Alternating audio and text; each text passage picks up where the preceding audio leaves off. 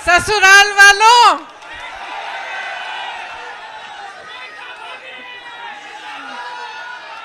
यहाँ आकर बहुत खुशी हुई है और आज इस भारत जोड़ो न्याय यात्रा में भाग लेते हुए मुझे बहुत बहुत खुशी हो रही है, खास तौर से क्योंकि आज इस यात्रा में पहली बार मैं अपने ससुराल वालों के साथ आई हूँ।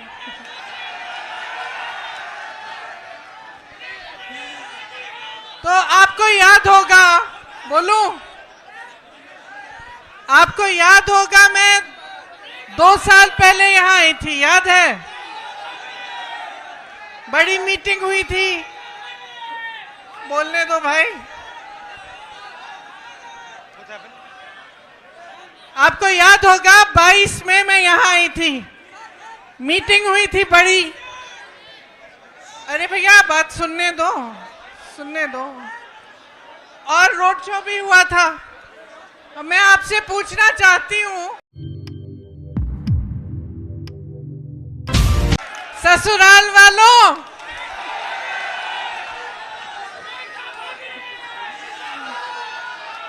यहाँ आकर बहुत खुशी हुई है और आज इस भारत जोड़ो न्याय यात्रा में भाग लेते हुए मुझे बहुत बहुत खुशी हो रही है, खास तौर से क्योंकि आज इस यात्रा में पहली बार मैं अपने ससुराल वालों के साथ आई हूँ।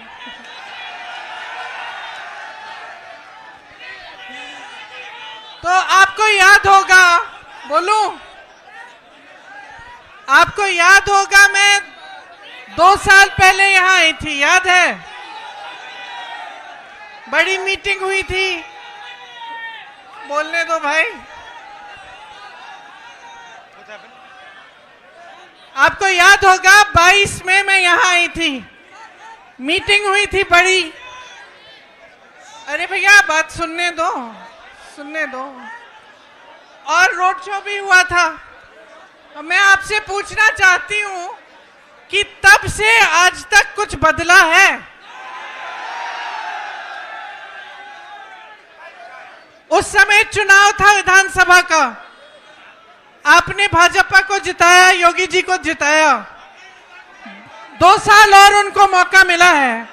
मैं आपसे पूछना चाहती हूं कि जो आपकी समस्याएं हैं, जो आपकी असली समस्याएं हैं, आपका दुख है, जो महंगाई है, जो बेरोजगारी है, जो रोज रोज इन परीक्षाओं में जो पेपर लीक हो रहे हैं, जिनके लिए नौजवान बच्चे, आपके बच्चे मेहनत करते हैं, पढ़ते हैं, फीस भरते हैं, ये सिलसिला अभी तक जारी है कि नहीं कि पेपर लीक होते रहते हैं? बताइए, जारी है? तो जब आप 2 साल बाद सरकार चुन रहे थे, आप चुनाव में अपना वोट डाल रहे थे, तो मैं जानना चाहती हूं कि आप क्या सोच रहे थे? क्या आपने सोचा, सुनिए, क्या आपने सोचा कि यहाँ का विकास होगा? सोचा था? अब यहाँ पे पीतल के कारखाने हैं, बड़े बड़े पीतल के कारोबार हैं, क्या आपकी तरक्की हुई है? हुई है।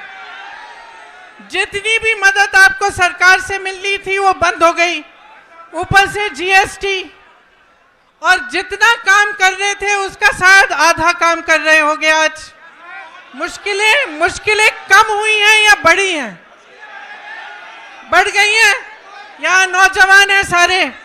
उस समय मैंने पूछा था रोजगार मिलता है, आज रोजगार मिल रहा है।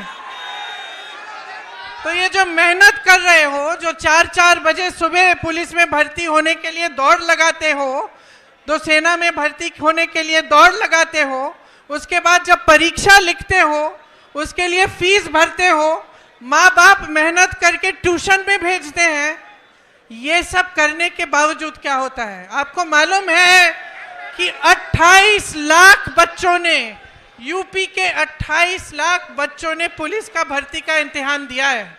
28 लाख, सोचो, इसका मतलब है कि यूपी के लगभग हर गांव में से 4 या 5 नौजवानों ने ये परीक्षा दी। एक आशा थी, एक उम्मीद थी उनके मन में, ये नहीं कि मुफ्त में कुछ मिल रहा है। पढ़ के पढ़ के मेहनत करके वो चाहते थे अपनी परीक्षा में पास हो। क्या हुआ? पेपर लीक हो गया।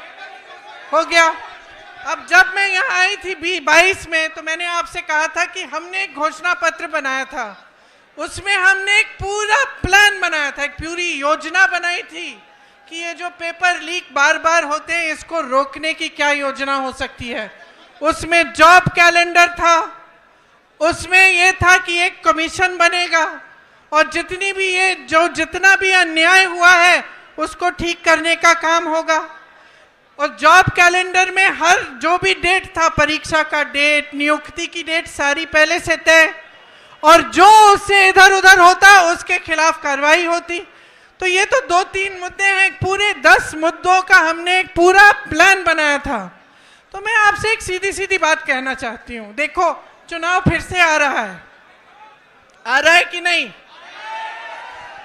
फिर से आपको अपना मत डालना पड़ेगा। अब आप खुद ही देख रहे हो, बार बार भाजपा की सरकार आ रही है, केंद्र में आ रही है, प्रदेश में आ रही है, आपकी बेरोजगारी बढ़ रही है, आपकी मुश्किलें बढ़ रही हैं। तब किसान आंदोलन कर रहे थे 2 साल पहले, आज किसान आंदोलन कर रहा है। तब सड़क पे बैठे थे ठंड में सर्दी में, आज बैठे हैं। तब उनकी सुनवाई नहीं थी, आज उनकी सुनवाई नहीं है। और इसी तरह से आप सोचिए, जब जब बुलडोजर चलता है इनका, तो किसके घरों पे चलता है? किसके घरों पे चलता है? जोर से बोलो। जिसने 6 किसानों को अपनी जीप के नीचे कुचला, उसके घर पे क्या बुलडोजर चला? जिसने महिलाओं के साथ अत्याचार किया, उसके घर पे बुलडोजर चला? जो ये पेपर लीक के घोटालों से पैसे खाए जा रहा है, उन लोगों के जिन्होंने पैसे खाए हैं, जो बार बार ये घोटाला करते हैं, बार बार लीक कराते हैं, उनके घरों में बुलडोजर चला? नहीं चला ना। सोचिए, ये सब बहुत बड़ी बड़ी बातें हैं दिखावे के लिए। ये जितने बड़े बड़े इश्तिहार आपको दिखते हैं, जिसमें आपको दिख रहा है कि बहुत तरक्की हो रही है, जब तक आपकी तरक्की नहीं होगी, जब तक आपको रोजगार नहीं मिलेगा, जब तक आपके पेपर लीक बंद नहीं होंगे, तब तक आपकी तरक्की नहीं हो सकती है। जब तक यहाँ की महिलाएं सुरक्षित ना हो, आगे बढ़ नहीं पाए, तब तक आपकी तरक्की नहीं हो रही है।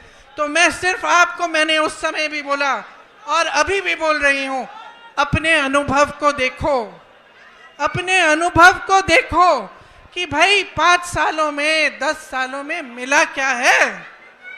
नौकरी मिली, दुकान जाते हो तो सब्जी खरीद पाते हो। आपको मालूम है गन्ने का जो दाम है, जो आपको मिलना चाहिए सरकार से, वो हर साल, पिछले 7 सालों में हर साल सिर्फ मात्र 7 रुपए गन्ने का दाम बढ़ा है कि नहीं? 7 रुपए, ठीक है? तो मान लो 5 सालों में 35 रुपए बढ़ा होगा। और आप जब सब्जी खरीदने जाते हैं तो कितने बढ़ गए दाम? आलू मिलता है, प्याज मिलती है, टमाटर मिलता है, आप जाते हो 3 चीजों को लेने के लिए, घर आते हो 1 लेके। तो भाई देखो, जब तक आपको खुद समझ में नहीं आएगा, जब तक आप अपने अनुभव पर नहीं उतरोगे, तब तक कुछ नहीं बदलने वाला। हम चीखते चिल्लाते जाएंगे, कुछ नहीं बदलेगा। बदलाव तब आएगा जब आप अपनी परिस्थितियों को समझकर अपना वोट डालोगे, जब आप सवाल उठाओगे सरकार से कि मुझे सब्जी क्यों नहीं मिल रही है, इतनी महंगाई क्यों है, मेरा बच्चा पढ़ता है, मेहनत करता है, उसको नौकरी क्यों नहीं मिल रही है। जब तक ये सवाल आप नहीं उठाएंगे, जब तक इन परिस्थितियों को देखते हुए आप अपना वोट नहीं डालेंगे, तब तक आप इसी खाई में डूबे रहोगे। इसीलिए मैं आपसे कहना चाहती हूं, इस खाई में से निकलो। जब वोट डालने जाते हो, सोच समझ के अपना वोट दो। कांग्रेस पार्टी के पास योजनाएं हैं, करके दिखाया है, और आप सब अपने ही अनुभव से ये चीज समझते हैं। तो आज आपके बीच आकर मैं सिर्फ इतना कहूंगी कि जो भी वोट आप डालने जा रहे हो, बड़ी बड़ी बातों पे मत डालो, जो ऊपरी दिखावा है उस पे मत डालो। जो तुम्हारी जिंदगी में गुजर रहा है, जो तुम्हारा जीवन है, तुम्हारा अनुभव है, तुम्हारी परिस्थिति है, उसको समझ के कि ये क्यों हो रहा है आपके साथ, तब वोट डालो। ये न्याय यात्रा है। राहुल जी, भारत जोड़ो यात्रा में 4000 किलोमीटर क्यों चले? इस देश को एक रखने के लिए, ये कहने के लिए कि ये देश एक है, सब एकजुट हो जाओ, आगे बढ़ोगे। आज भारत जोड़ो न्याय यात्रा पे निकले हैं, तो इस यात्रा में न्याय शब्द क्यों जोड़ा है? न्याय शब्द इसलिए जोड़ा है क्योंकि आज यहाँ के नौजवानों के साथ, देश के नौजवानों के साथ अन्याय हो रहा है। आज देश की महिलाओं के साथ अन्याय हो रहा है। आप मेहनत करते हैं, आपके पेपर लीक होते हैं। आप मेहनत करते हैं, आपको नौकरी नहीं मिलती, रोजगार नहीं मिलता। आप मेहनत करते हैं, महंगाई का सामना करते हैं। किसानों का जो बकाया होता है वो नहीं मिलता। किसानों के कर्ज माफ नहीं होते, बड़े बड़े उद्योगपतियों के होते हैं। तो देखिए, मैं फिर से आग्रह करूंगी, आज आप इस यात्रा में जुड़ने आए हैं तो हमें देखने नहीं आए हैं, अपनी परिस्थिति को समझने आए हैं। और ये समझने आए हैं कि जब तक आप बदलाव नहीं लाओगे तब तक आपकी परिस्थिति बदलने वाली नहीं है। और मैंने बहुत लंबा बोल लिया, भैया भी बोलेंगे, एक बार जोर से बोलो। फिलहाल इस वीडियो में इतना ही। हमें दीजिए इजाजत, आगे फिर मुलाकात होगी आपसे किसी ऐसी खबर के साथ। लेकिन जाते जाते आपसे निवेदन है दोस्तों का आप हमारे इस चैनल को सब्सक्राइब जरूर कीजिएगा, ताकि आपको लेटेस्ट अपडेट और वो खबरें मिलती रहे जिनको गोदी मीडिया नहीं दिखाता है, हम आप तक पहुंचाने की कोशिश करते हैं। जय हिंद, धन्यवाद दोस्तों।